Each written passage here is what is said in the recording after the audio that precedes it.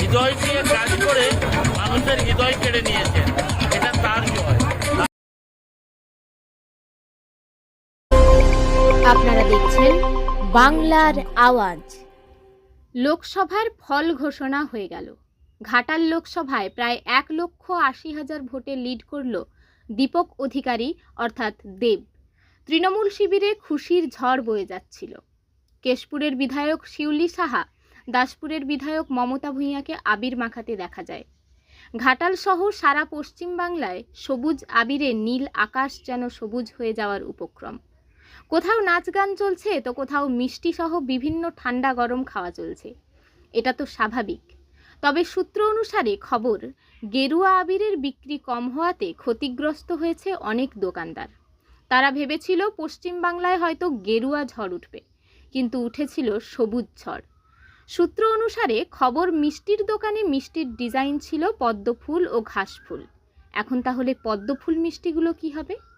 এখানেও দোকানদার ক্ষতিগ্রস্ত হয়েছে। এবার আসা যাক ঘাটাল বিধানসভায়। ঘাটাল বিধানসভাতে তো প্রচারের কোনো কমতি খামতি থাকেনি। দেব নিজে সময় ভালো দিয়েছে। অভিষেক নিজে ঘাটালের প্রচারে এসেছে। প্রত্যেকটি নেতা যেমন দিলীপ মাঝি, শঙ্কর দলুই, হাবিবুর রহমান, বিকাশ কর, অরুণ মণ্ডল ও শাহ আলম বাদশাহ সহ 12টি অঞ্চলের সভাপতি ও প্রধান সকলেই প্রচুর পরিশ্রম করেছেন। তবু কেন ভোটের ফল খারাপ? ভোট শুরুর আগেই রাজ্যের মুখ্যমন্ত্রী জব কার্ডের বকেয়া টাকা ও লক্ষ্মীর ভাণ্ডারের টাকা ডবল করে দিয়েছিলেন। প্রশ্ন আমার এই জায়গায়, তাহলে কেন 5,000ও লিড পেল না দেব? তাহলে প্রশ্ন এটাও যে ঘাটালের এত পরিমাণ সাধারণ মানুষ বিজেপিকে ভোট দিল কেন?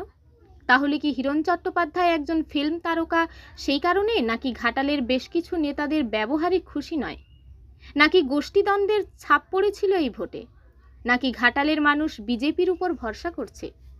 ঘাটালের মানুষ এইসব প্রশ্নের উত্তর নেতাদের মুখ থেকে শুনতে চায়। কিন্তু ঘাটালের তৃণমূল নেতারা বাংলার আওয়াজের সামনে বসলে তো এইসব প্রশ্ন করব। আমরা তো নেতাদের কাছে সময় চাইছি, বসুন, সাক্ষাৎকার করতে চাই। ঘাটালের মানুষ কিছু অজানা তথ্য জানতে চায়, কিন্তু তারা তো দূরে। ঘাটালের কোনো তৃণমূল নেতার কাছে এইসব প্রশ্নের উত্তর থাকলে ফোন করবেন। বাংলার আওয়াজ সর্বদাই প্রস্তুত। বাংলার আওয়াজের পক্ষ থেকে দেবের জয়ের জন্য অনেক শুভেচ্ছা ও অভিনন্দন। ঘাটাল থেকে নকিবুল ইসলামের রিপোর্ট, বাংলার আওয়াজ, সত্যের সাথে মিথ্যার বিরুদ্ধে।